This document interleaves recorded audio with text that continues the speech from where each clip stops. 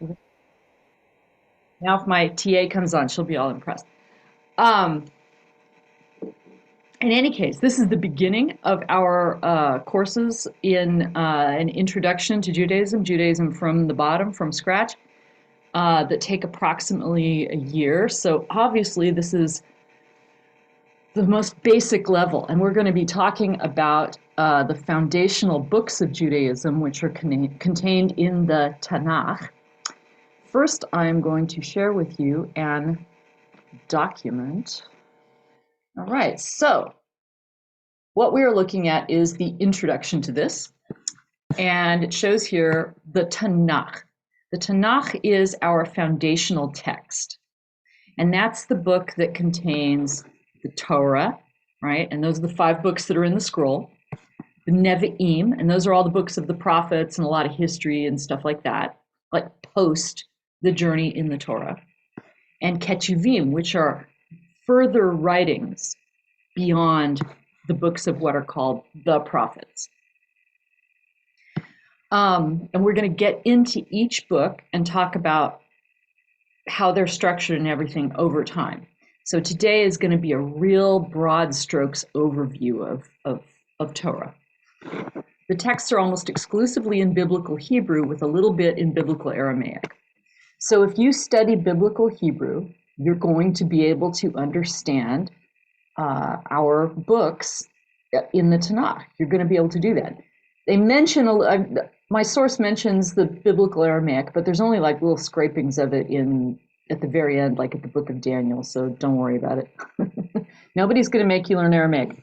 But if you study biblical Hebrew, it's going to come very quickly where you're going to really start noticing words that are familiar to you through these classes and through going to synagogue, all that stuff. It's Hebrew. It's not the same as conversational Hebrew. I want to make that really clear. Biblical Hebrew and conversational Hebrew are 2 different kinds of things. When you learn biblical Hebrew, you are learning an ancient, archaic language, and it's going to have little quirks in it that are very, very old school and very weird, and it's going to emphasize words differently than a modern conversational language would. Now, obviously, if you have some modern Hebrew, it will help you to learn biblical Hebrew, but it is different. So, in any case, here we go. The Torah, first book, right? Because remember, we got the 5 books. We got Nevi'im, we got Ketuvim. The Torah is the book that we find on the Sefer Torah in the Ark. That's the scroll that we read in the synagogue. Okay? A Chumash is a book that contains the Torah divided by the weekly reading. And that's the book that you sometimes find in a synagogue that you go and get and you look at so you can follow the Torah reading along. So this is our basic vocab for this week. And of course, as usual, I need to show everybody a video because that's how I roll. So just a moment, I am going to do a new share. Go here.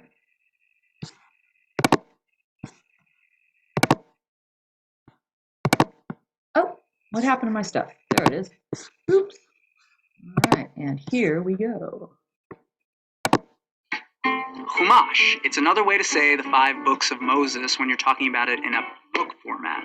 Because if you're talking about a Torah scroll, you usually say Sefer Torah or just plain Torah. Chumash comes from the same word that means 5, chamesh. Echad, shtaim, shalosh, arba, chamesh. Usually a Chumash will have the 5 books of Moses in Hebrew divided up into the weekly Torah portions. Some books will have English translations as well, and some have commentaries too. Others include special readings for the holidays. There are lots of versions of the Chumash out there, and you can get it in 5 separate volumes. Genesis, Exodus, so forth. So get out there and learn. You got this.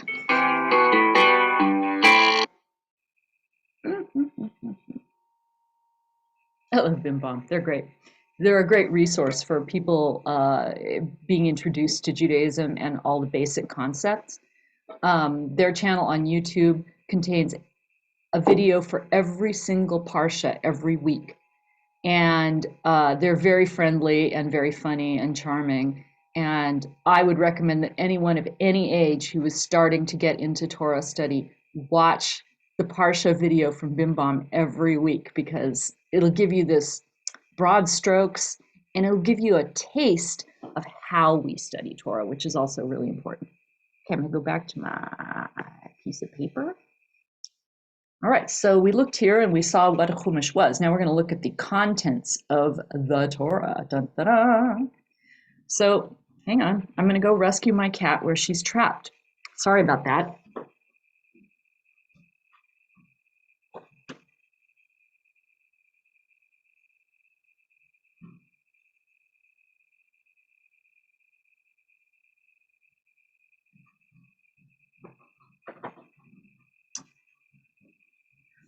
Wow, that's unprofessional. Anyway, here we go.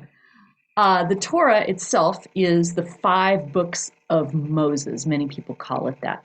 And part of the reason that that they do that they call it the 5 books of Moses, is that these are the 5 that contain the story of the foundational story of the Jewish people and the narrative of people leaving Egypt and the character Moshe going up to Mount Sinai and bringing down the Torah.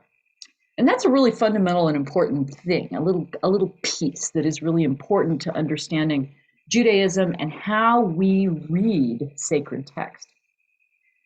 Very often the narrative goes in the non-Jewish world that Moses goes up to Mount Sinai and brings down the 10 commandments, right? The big rocks.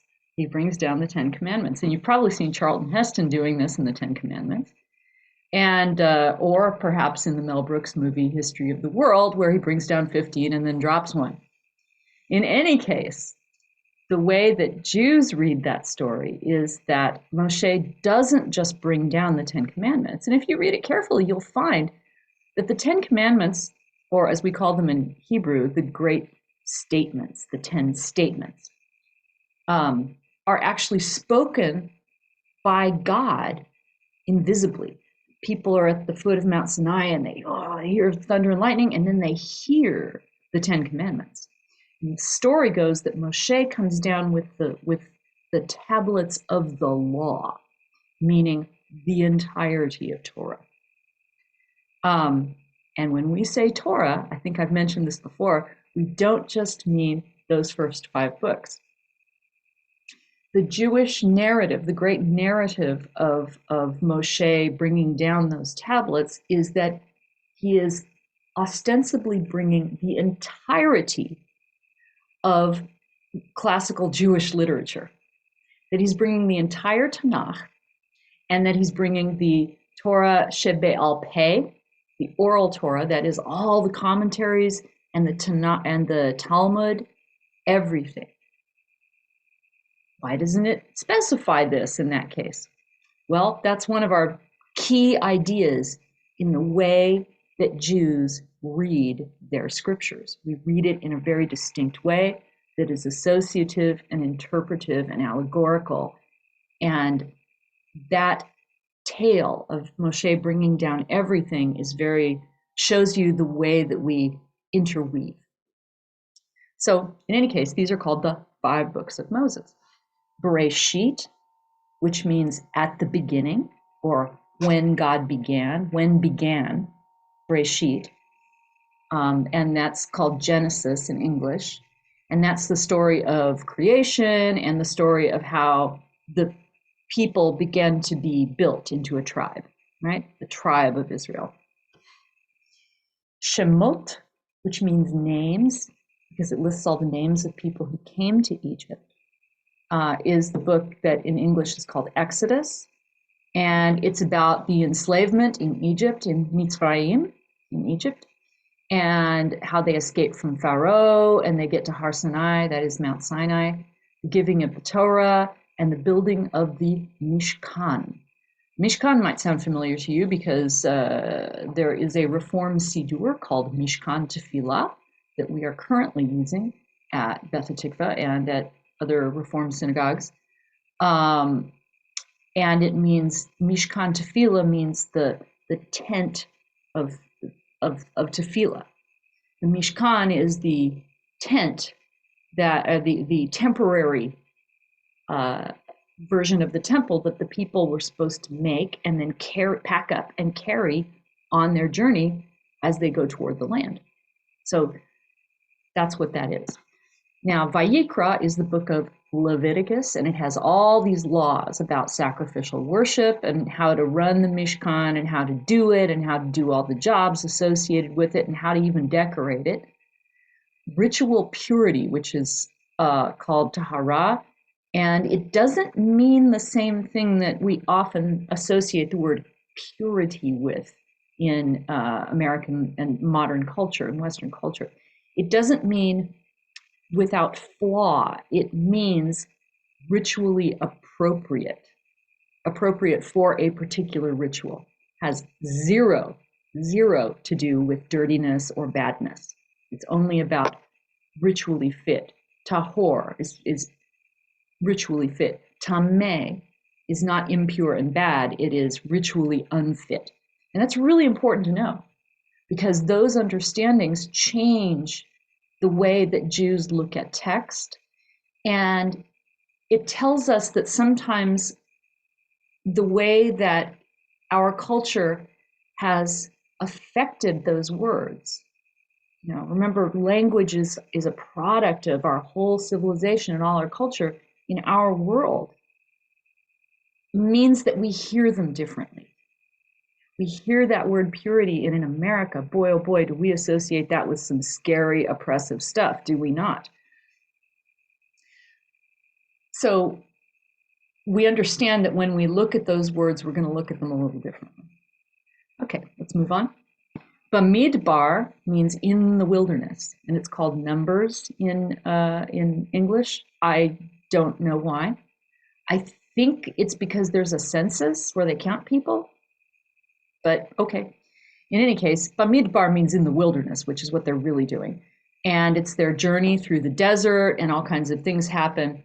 And the things that happen in the deserts, the census taking, rebellions, spies, war, laws, all that stuff, is kind of people going through the desert and trying to build their civilization, right? So here is where this is the escape from Egypt is like the crucible that forms the people, you know, that forms the basic ideas and who they're going to be as they get to their land. Vayikra is creating a structure for their religion, how they're going to practice it while they're in the desert, how they're going to practice it when they get to the land, what it's all about, their kind of their rituals and how they're going to do that. And then Bamidbar, in the wilderness, is the story of how they act to each other, how they behave, and what decisions about behavior and ethics are going to form their civilization. All right, and then Devarim is the last book, and that's Deuteronomy in English. And these are Moshe's final speeches to everybody, right? They're about to go into the land, and they are up here in these mountains. They're about to go into the promised land, and Moshe retells the story of them escaping from Egypt and coming there. And he's retelling it. He's reviewing and explaining all the laws that have already been given. He's adding some new ones, right? And he's getting people ready to go into that land, into a place where they're going to have to be not a mobile civilization, not a nomadic civilization, but a settled civilization. So he's saying, all right, you want to be a settled civilization, this is what you have to do. And what he does is he retells the whole story, but he retells it in a way and retells laws in a way that emphasize certain parts that are going to be important to the people as they move into being settled, and that over time, having traveled all this way through Bamidbar, that Moshe has come to understand, oh boy, I better emphasize this part because this is a challenge, right? What he's learned over time. So those are the books of the Torah. And what we do, and I'm going to go to share, and I'm going to go back to another thing that is open, if you give me just a moment.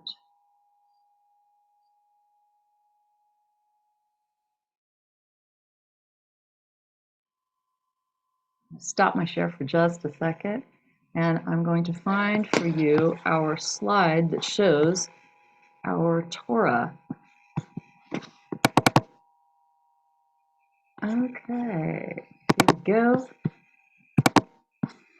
All right, so here is our calendar once again. This is just a slightly different drawing, right? It shows all of our holidays and the whole year round, right?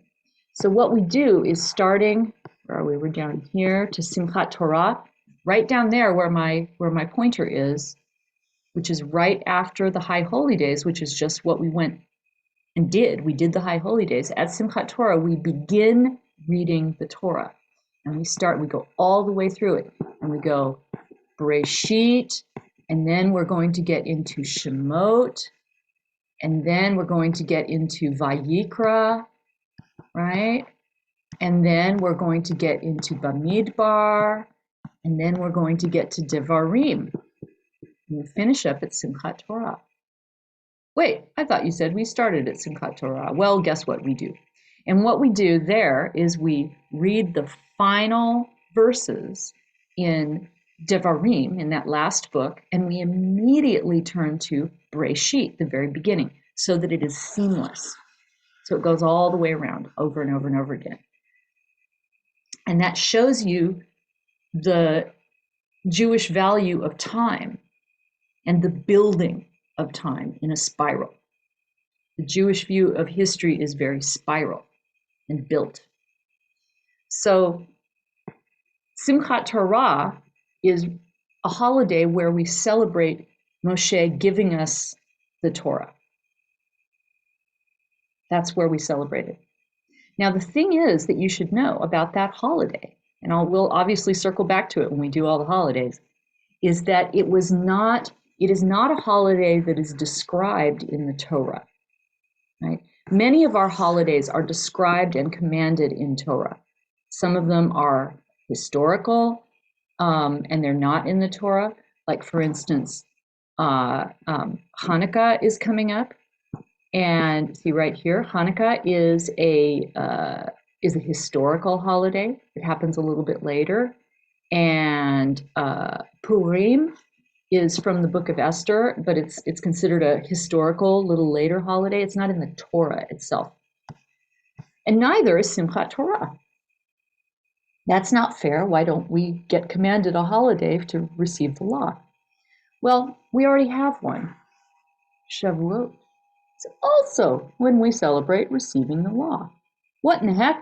Why are they different? And why in the world would you put receiving the law super early before we've even wrapped it up? What kind of nonsense is that?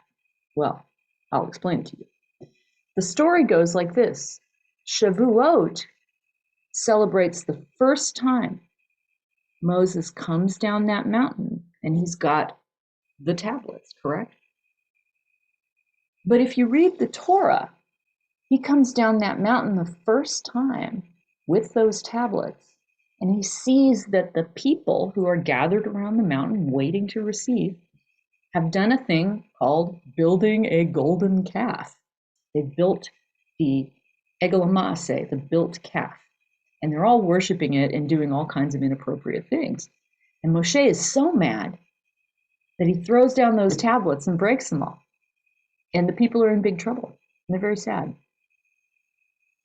So why do we get another one? Because the story goes that Moshe goes back up that mountain and gets another one. Right? He gets the new tablets that aren't broken. And the amount of time between the time that he breaks the first ones, goes back up, and the people are all really scared and they're in big trouble, and they're going, uh-oh, what's going to happen? Those are all the holidays that pass before Moshe comes down that mountain and brings us the ones that aren't broken, and people say, we're really sorry for misbehaving. So our holidays go with the narrative of the Torah. They might not all be exactly commanded in the Torah, but they have to do with the overarching narrative of Torah. And they have to do with the overarching narrative of Jewish history. It's layered, it's spiral, it's complicated. And it shows you the way that Jews handle text, time, and history. It's associative, right? All right, so there is our calendar. Now what I want to do is I want to find my picture of the Parshiot. So I want to explain that. And it is in here someplace. Let's see.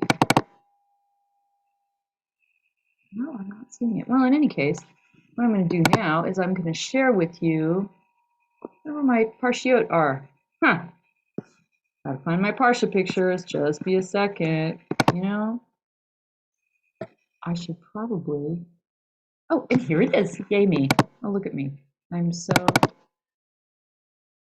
awesome. Okay, cool. So I'm going to do a new share. And here we go. And if you've ever been in my office, you might recognize this particular image. It is an image of the Jewish calendar, just like the one I showed you earlier. It's shaped a little differently. See, going like this, right? He's got Rosh Hashanah right over here in this corner, but it's round, so it can be anywhere. And you'll see that each Torah portion goes all the way around, each one. Each week, we read a different section of Torah, and it's all delineated. And Jews all over the world are reading that same exact section.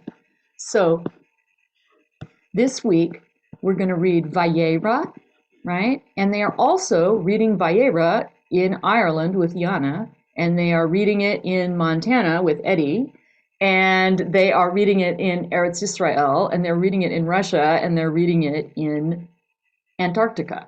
I mean, everyone is reading the same Parsha because they go systematically week by week. Now, sometimes we go out of order when there is a special holiday. For instance, if we have, well, let's look at Rosh Hashanah right here, Rosh Hashanah right here. So we're wrapping up the book of Devarim, the very end. We're coming toward the end there. But on Rosh Hashanah, we're going to take out a special section and we're going to go back and read that section because it's about that special holiday. On Sukkot, same thing. We're going to go over here and we're going to get something that is about that special holiday. But that doesn't mean that we go out of order. We stop, we do a holiday, we keep going like that. And when you look in a book called Chumash, like the guy was describing, you're going to see each Torah portion. All right. Thank you for your patience for my slides. They're not, or my shared images. They're not in the order that I had hoped they would be. So new, I'm going to stop this share. And I'm going to do a little bit of sharing of some other awesome images. And this one is an Torah Scroll, which is really, really small and kind of making me crazy. But there you go. That's kind of what a Torah Scroll looks like. I don't know if you guys can see it. You see that it's on actual rollers. Those are called the Eitz Chaim, right? The rollers. And that it's on parchment, which is made out of the prepared skin of a kosher animal. And it's a very ancient writing material, and it's really strong, and that's one of the reasons that they use parchment. But we still use parchment, and you will see that it is all written here in Hebrew by hand by a guy who's like, or nowadays, a woman, a person who is an expert in Hebrew calligraphy, the special Hebrew calligraphy that goes with writing the Torah. All right, and I'm going to go here, and I want to show you some other stuff. More pictures, more pictures. Where's my stuff? Here it is. Just a darn minute. All right, so I showed you that, and here is this one, which is also very small and not good, but it's what I got. So this is how you read the Torah. You unroll it on the table, right, in front of you. And you probably, if you've attended any Saturday morning services, you'll notice that you've seen this before. And you read it with a little pointer called a yod. And you do that because if you touch it with your fingers, the oils from your fingers are really going to start running, messing up those carefully written little letters, and it'll mess up the parchment. So you use a pointer to read it, line by line, and it's all in Hebrew. And there aren't any notations for the vowels, because the vowels, the written vowels, the little dots and dashes that tell you how the vowels go with each word, didn't get invented and put into our texts until the 9th century. Seriously. So before that, you just kind of had to know. And there are a lot of languages like that where it's like consonantal. And you see the alphabet that's about the consonants, but it doesn't, the vowels are implied. And you may have even seen that little thing going around the internet where they show you a little piece of text with only the consonants, and they say you can probably read this. That's kind of how Hebrew works, or biblical Hebrew. Well, all Hebrew works like that.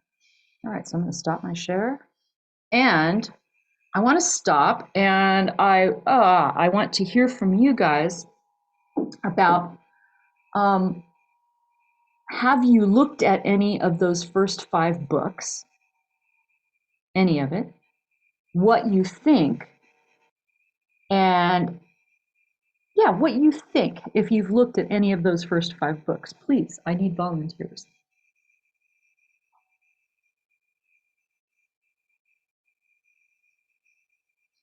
Now, nobody volunteers. I'm going to ask Stacy. Well, Eddie. yeah, I think my experience with those first 5 books, I guess, was back when I was practicing Christianity and would read, I guess, what they would call the Old Testament. Mhm. And a lot of that, that's where the biggest subject of discussion comes up, as far as like a lot of people are like, wow, you think the earth was created in 7 days and stuff like that. I think the debate whether it's more or less like should be taken literally or as a metaphor of the creation story. And then I don't really remember that much past that, but it has been a while since I looked at it. Right, right. Great. Thank you, Eddie. I think that that's the experience of many, many people when they open up our ancient books. And our ancient books are going to say some ancient words. And we're going to say, wait a minute, how is this even relevant? We know about science. Why would we tell this story? That's kind of crazy. And it's important to keep that in mind. And I'll tell you the whys and wherefores, at least by me, in a bit here.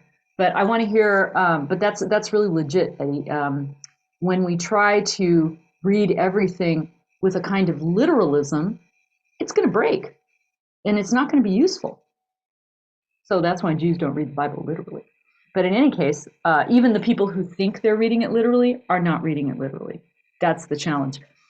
Okay, anybody else want to respond? Tell me about your experience looking at Torah, your lenses, how you felt about it, that kind of stuff. Anybody? Something. I don't have very much exposure to Old Testament or like the 5 books of Moses. I didn't grow up in a very religious family outside of my extended family.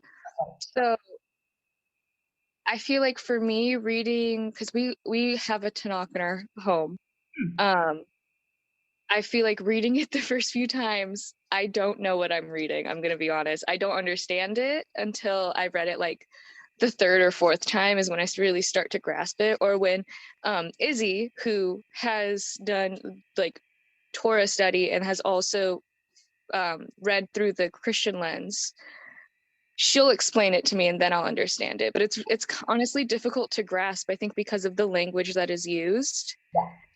Just I don't really have exposure to the way people used to talk when the Torah was written. Totally. And then the problem happens, and I think that Kenya's story reflects this, is that early translations of Hebrew into English are, now remember, I'm going to tell you a little European history. which many of you may be familiar with, that translating the Bible from Latin into whatever your local language was, English, German, Dutch, what have you, was escándalo in the old days, right? When that first happened, oh my goodness, all the fights between Catholics and Protestants and the way that the Bible was read, and people were super mad because they thought that they were disrespecting it by translating it into the local language. In Christianity, it was huge conflict, right? Because many groups of Christians at that time felt that they weren't allowed to really look at it unless they could actually read Latin. And even then, you had to have like a clergy person to tell you what it meant. So it was really emotional and really big, and very and it changed, it transformed the Christian world when they were allowed to start actually reading it in their own language, a translation of it. Meanwhile, Jews are all still reading it in Hebrew, so we're like, oh, I don't know.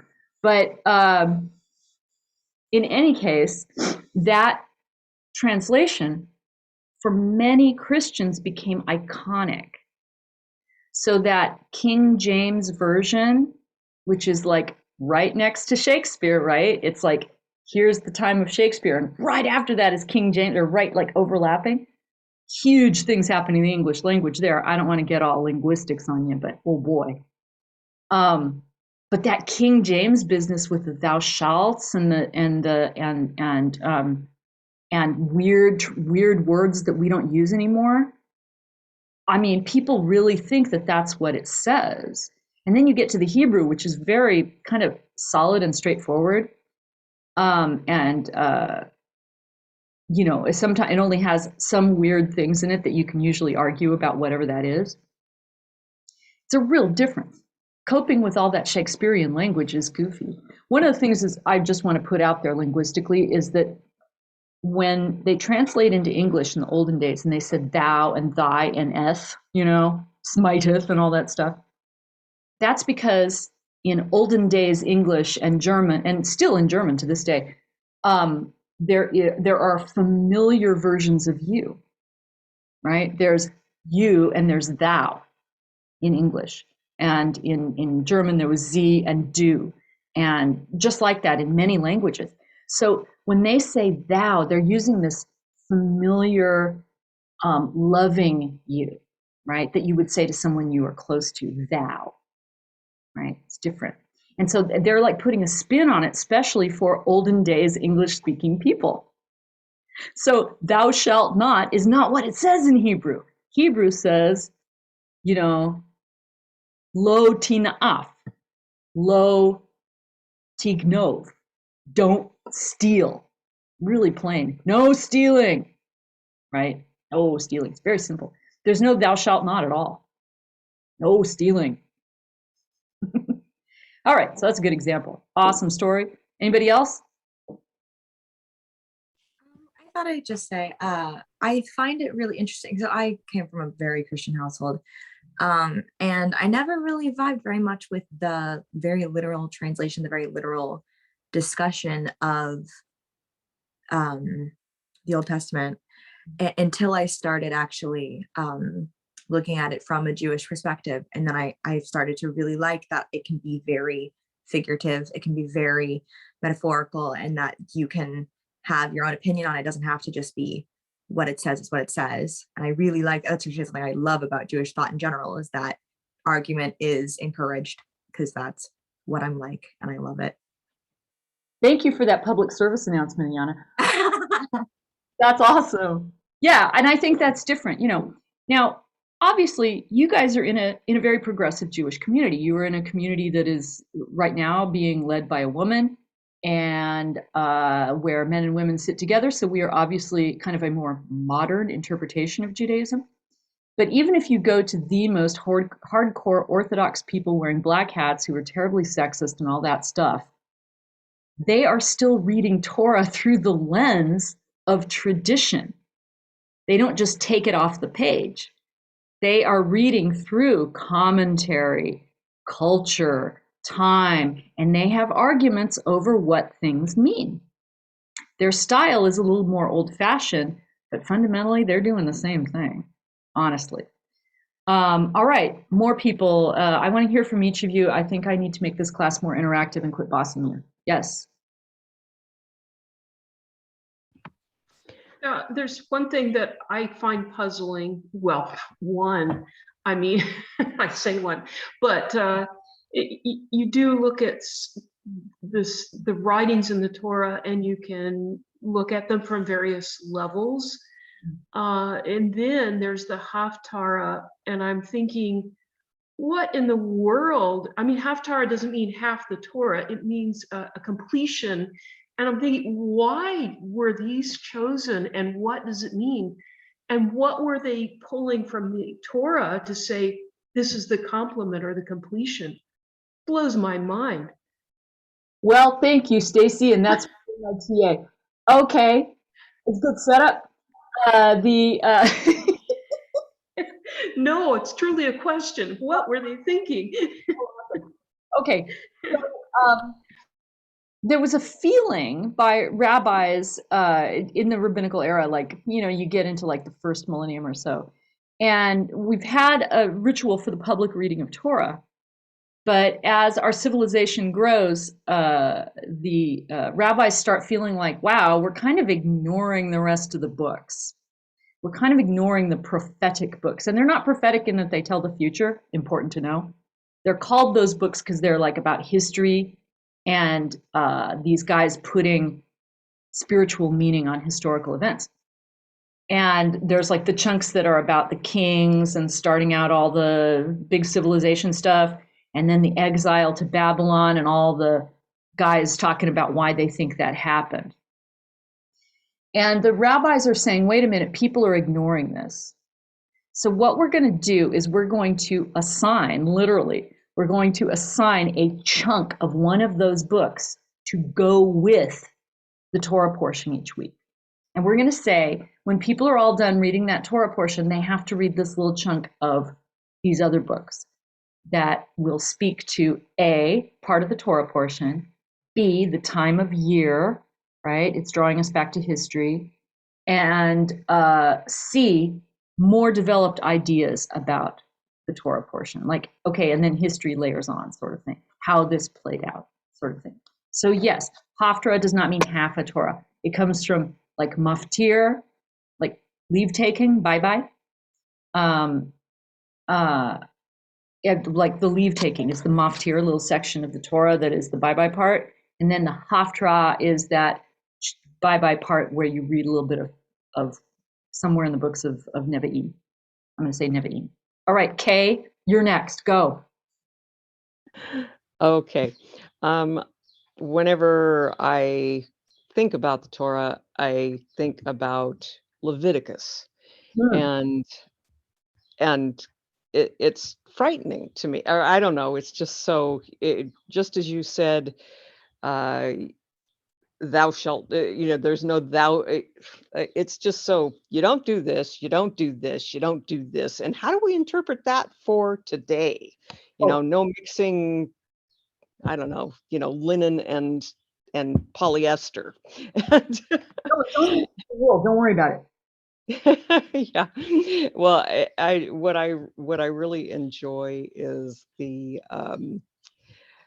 and this comes from listening to Rabbi Manis Friedman, and I enjoy the spin that different traditions, different rabbis put on all these things. And they're all, it's kind of like in my profession, I'm always telling my students, there is no one right answer. And so anyways, whenever someone says, either from the Christian perspective, they're talking about the Old Testament, they say, oh yeah, the Old Testament, that, that we have a New Testament, and that's important to us. Okay. But to me, the Torah is where all these stories talk about every man. You can either interpret it globally, or you can interpret it as, the valley of the shadow of death, and being my personal valley, and my personal crossing of, the Red Sea, and my personal, it can be very personal, and it can be just the entire community. Yeah, that's beautiful. I love that I don't even know what I just said, but it's just a montage of stuff. own vision to it. You do bring your own vision to it. And that is awesome. I love that you mentioned Rabbi Manis Friedman. He's an Orthodox rabbi who's a really awesome teacher. Obviously, he's Orthodox, and I'm not going to agree with everything he says, but his way of teaching is really good, very Jewish, and very informational. And it helps you get that Orthodox perspective a little bit in a way that might be accessible to non-Orthodox people. There's loads of awesome Torah teachers on the entire internet. And because, this is what rabbis like to do. We like to talk, blah, blah, blah. So, of course, COVID is going to boom to us because all we do is record things. It's great. It's like all the excuse to be a talking head in your life. It's fabulous. All right. Now, I haven't heard from Michaela or Chris. Would either of you like to respond? Sure.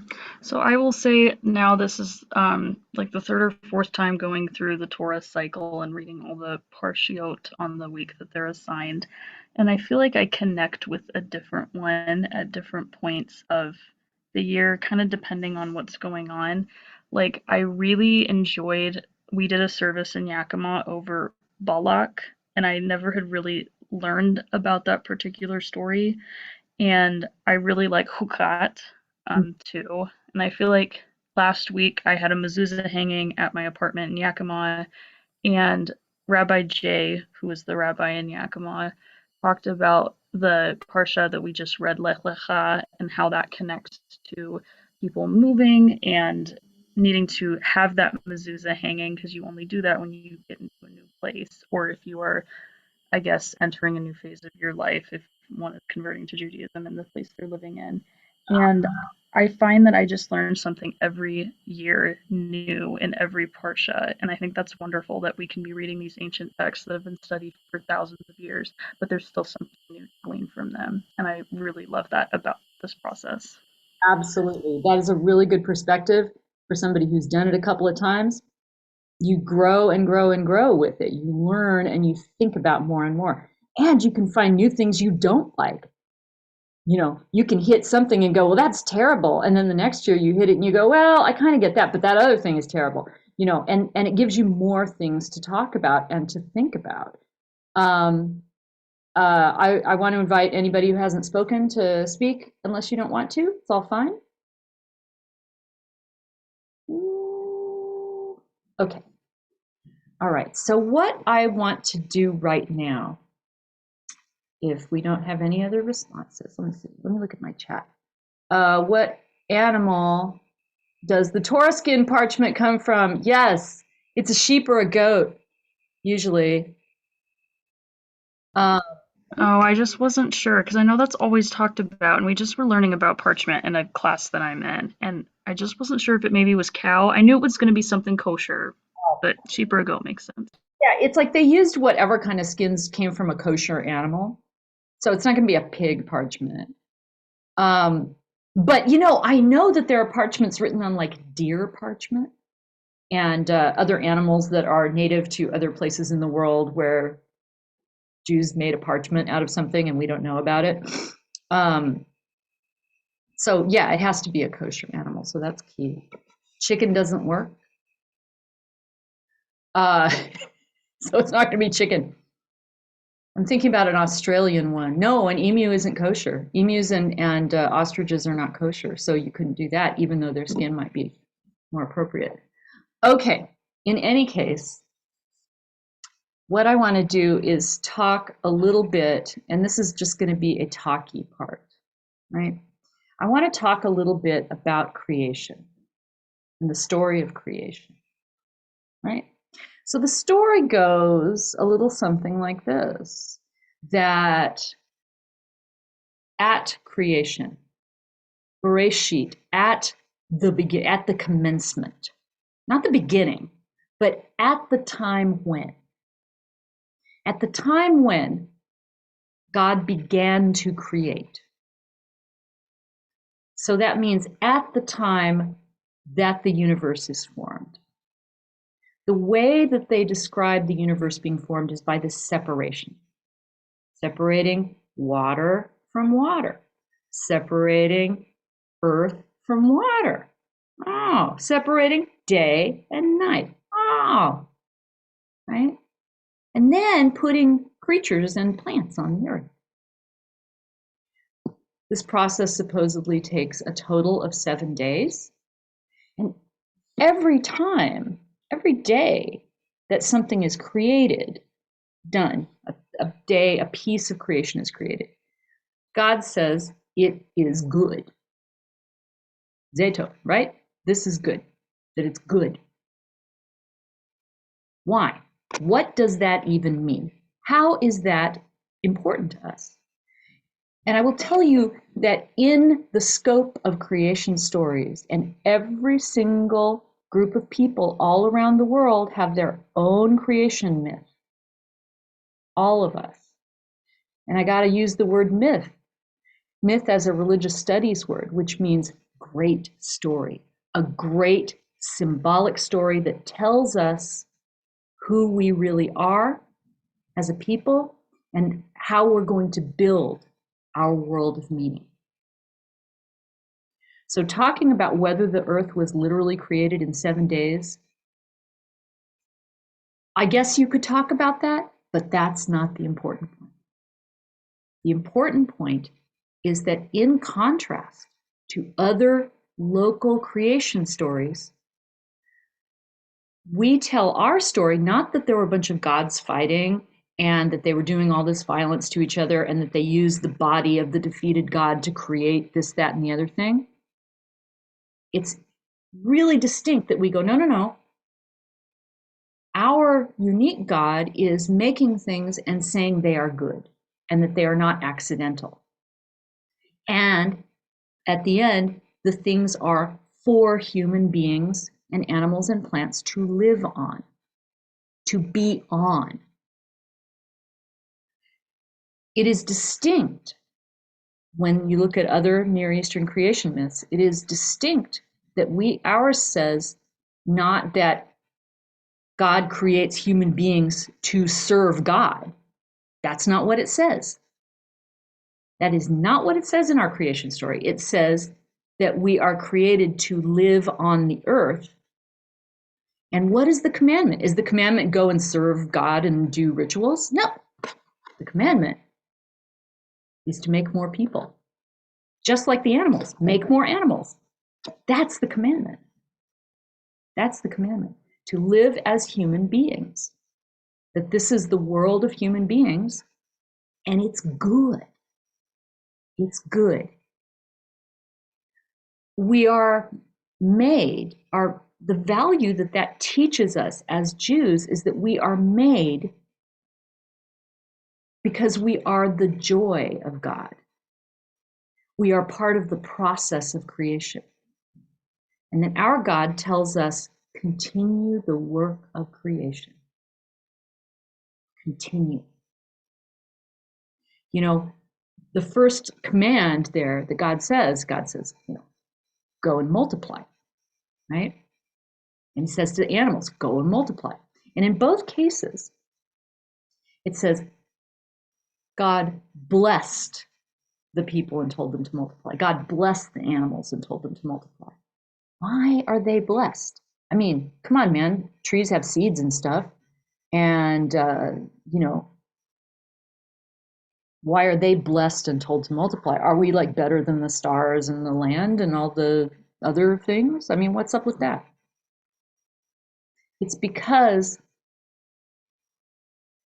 we knew as ancient people, we saw animals and humans actually make more animals and humans via connection, via relationship. We observe this. As human beings, we see that animals have pack behavior, that they have herd behavior, that they have connectivity, that they raise their young in the same way that human beings do.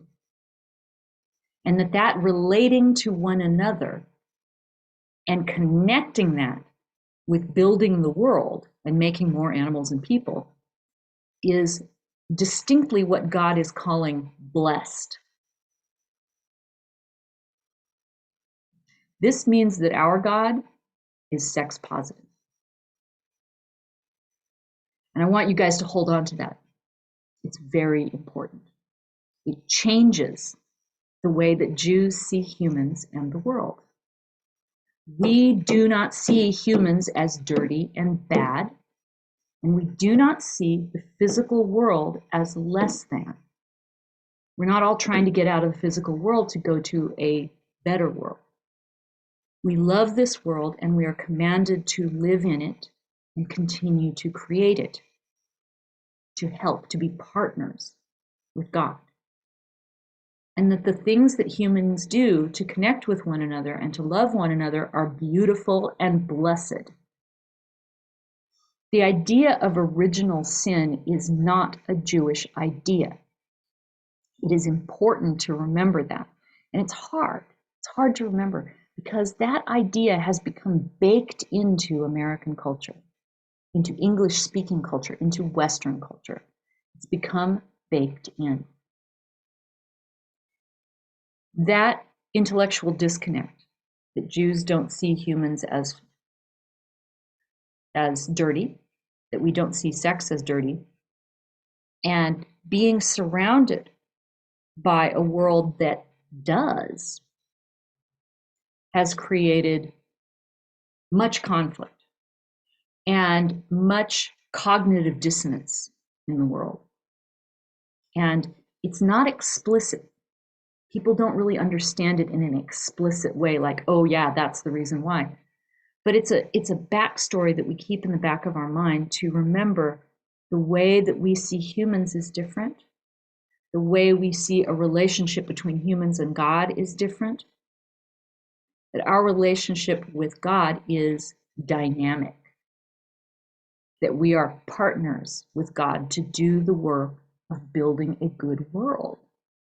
We have a partnership with God. We are doing work together. And the energy flows back and forth between us. Really important. And I'm going to take another minute and go forward to the next creation story. Oh my gosh, there are two? Wait a minute. What's that? There are two. If you read carefully, you will find there are two. There's the first part, which is talking about the 7 days exactly of creation, much more simply written. And then we transition in Bereshit 2:4b, line 4, we transition to another narrative, which is much more storytelling. It's like, well, you know, when God created, these things happen, and there he creates this garden. And here we get the story of Gan Eden, the Garden of Eden. And then the people are not created all together as they are in the first story. Man and woman, he created them, B'Tselem Elohim, in the image of God. The image of God, right? We are all made in the image of God. And is there a different link for Hebrew? Oh, no. It's, oh, here. I think what you got to do for a different link is just start a Zoom. Just do Zoom. Just go to your own Zoom and invite and send an email. If that's okay.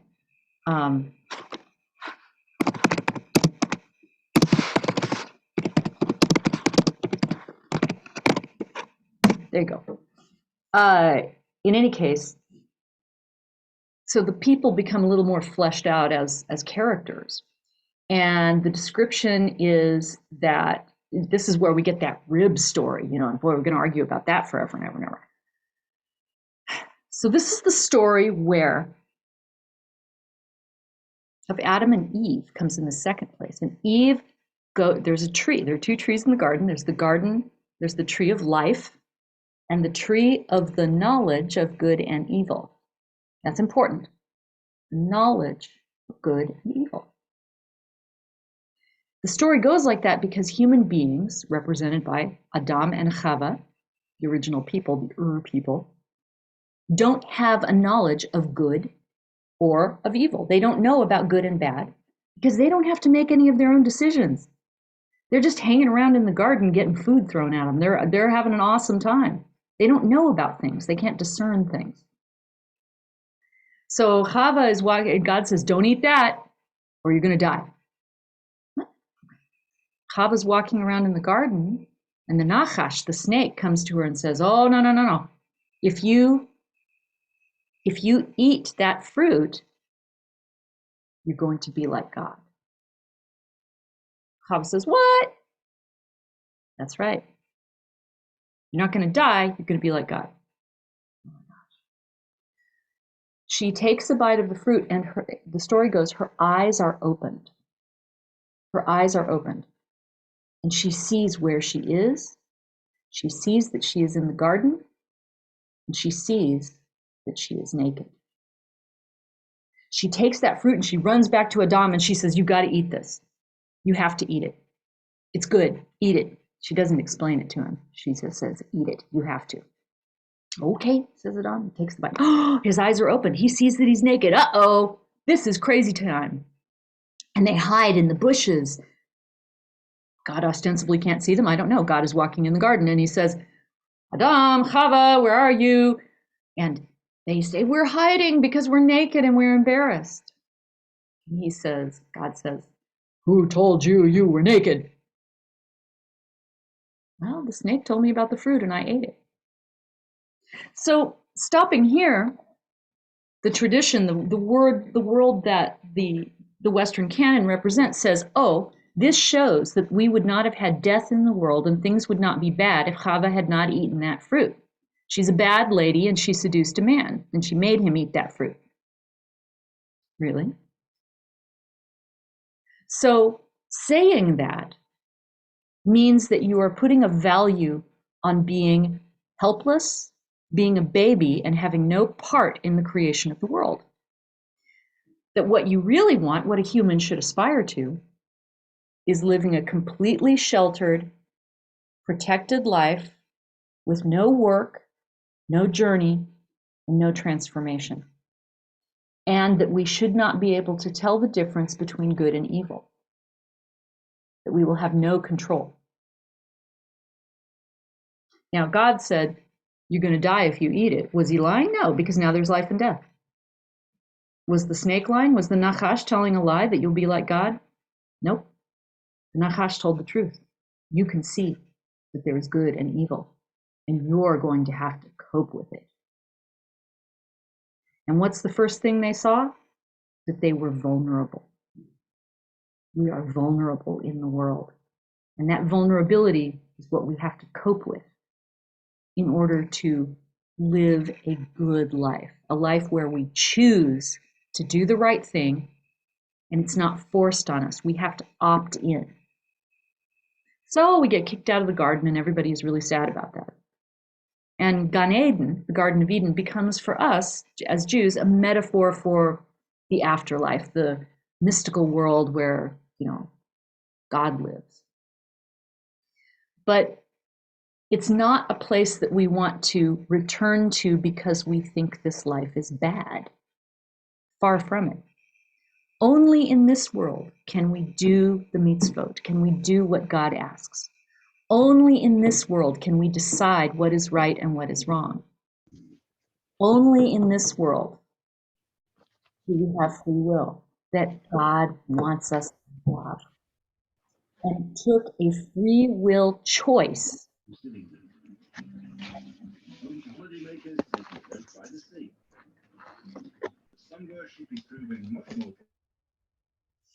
so those are really important ideas for how we see the functioning of that creation story, how it works for us. And it also tells you a little bit about how we read the Torah, that there are all these telescoping ideas around it. There are some that have been written already, ancient ones, old ones that have been written already where we have different ideas and different stories. And then there are new ones that we bring to it every time we read the Parsha. Okay. Now, do I have any questions or comments or ideas? Just tell me something.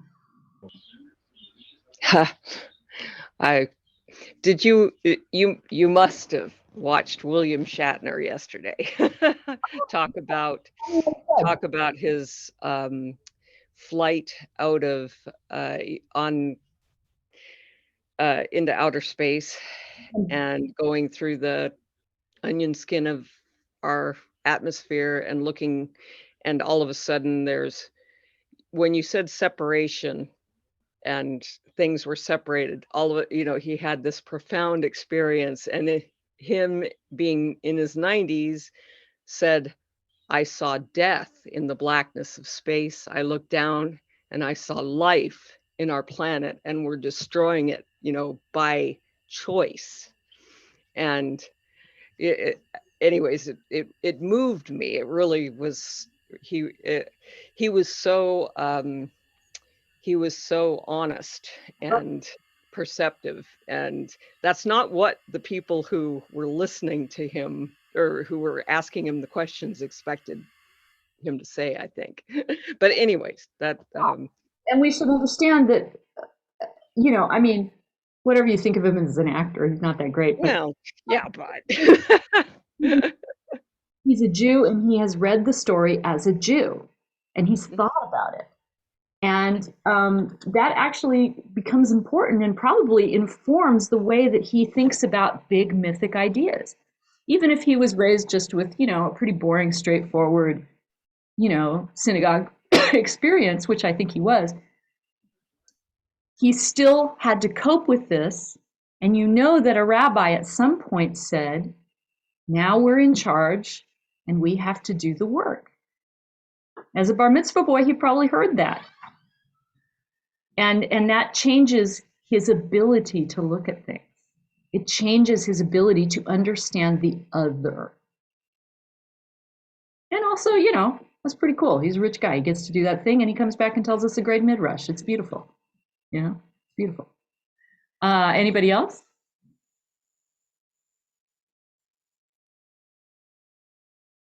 Questions, comments, things? Strike you as funny, strike you as weird? Okay. I actually have one really, really quick question. So I mentioned Parsha Balak earlier. Are there any other times in the Tanakh when there are talking animals, or is that the only time? Oh, right. Balak has the Parsha with the talking donkey. I guess the snake.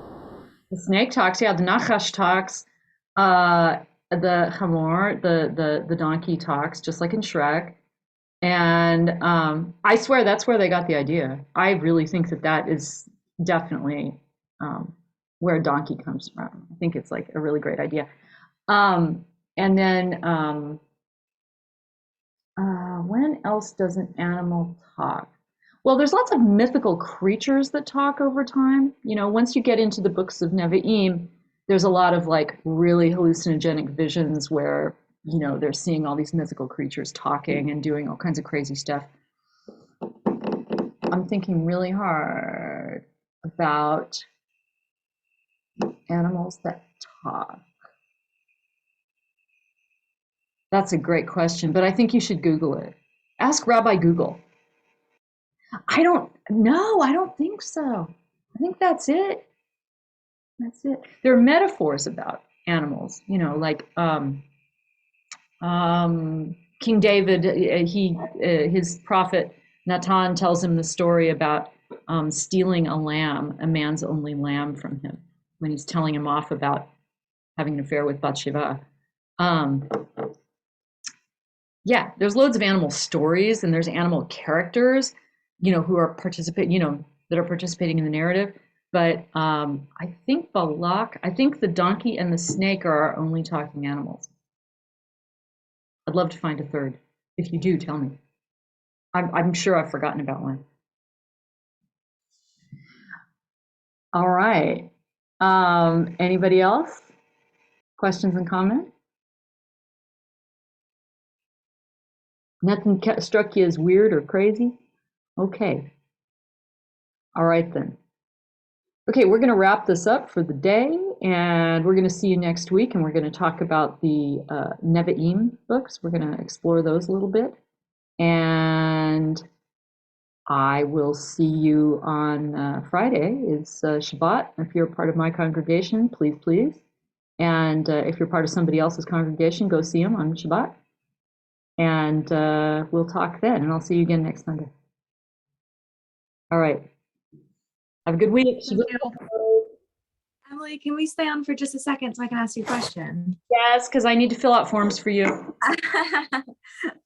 So that was what I was going to ask. Just if you have anything, it's okay if you don't. I know it's been so busy.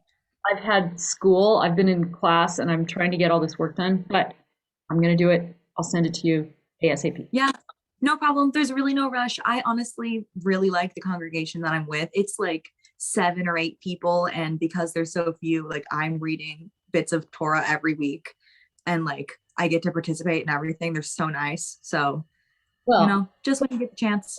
halakhically, I got to connect you with whoever they deal with on the ground.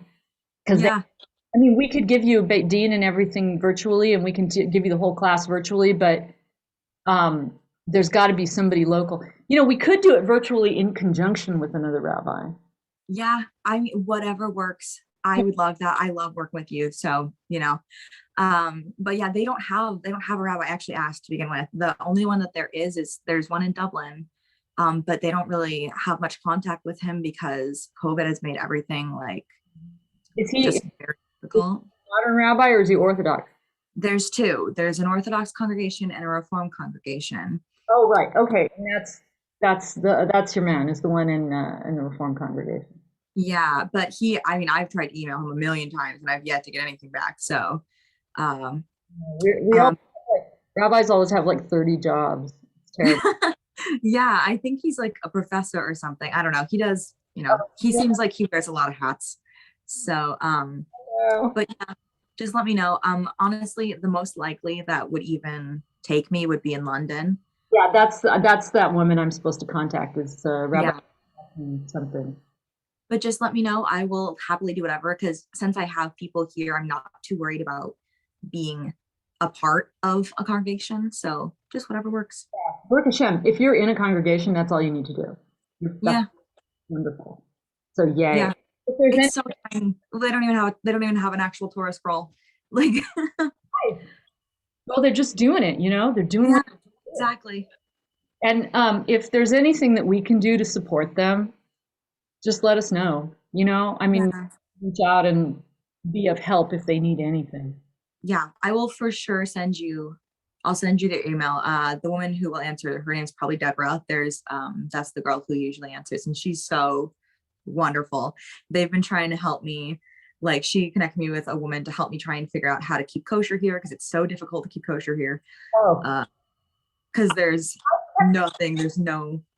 I kept kosher in some remote places. Yeah. And I was pretty strict about it. But one of the things that I was into, which made it more possible, was that I learned to cook a lot of things from scratch. Yeah, and that's what I do mostly. And I go and I get my meat from halal shops. Because there's a lot of Muslims, and I do that sort of stuff because there's just only so much. And as a matter of fact, near us, where I was, in the town I lived in when I kept kosher, there was a halal Chinese place that had like literally a Uyghur restaurant. Oh, gosh. Like if it was, so you know, you go there on Christmas, right? And it's all the Muslims and the Jews. And we would love bringing home their stuff because it was halal and it was totally okay. Yeah. Oh my God, I'm sure it was amazing too. But it's doable. Yeah. I'm doing my best with what I got. It's so difficult to do. But anyway, I'm doing my best. Muslim brothers and sisters too. So. Yeah. But yeah, I appreciate so much like everything you're doing for me, and I will for sure send you their information because I think that you'd get along with them very well. Oh, nice. I love sharing your whole scene. It's wonderful. Me too. Yeah, beautiful. All right. If that's all, are we set? Yeah, that's it. Okay. Yeah, so nice to see you again. I hope that the holidays were good. We did them here, just so it was nice. Are they teaching you how to read Torah and stuff? Oh, they're trying to make me. I keep doing mostly the English translations because I'm nervous, but I'm trying. I can help you. I would appreciate it. There is a Hebrew school, isn't there?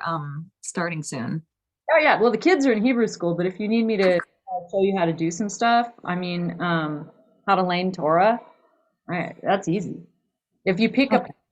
pick a parsha that you want to read for, and I'll just send you a recording. Oh, that'd be amazing. Okay, I will do that. Just pick one. All right. Sorry, my phone was died. I hope you have a good week. Thank you so much. I'll see you next week. See you next week. All right, cool. Bye. Yeah. Kenya, did you have a question? Any questions, Kenya? Are you set? Okay, I'm going to assume you're set, and I'm going to talk to you later. Write me an email if you need.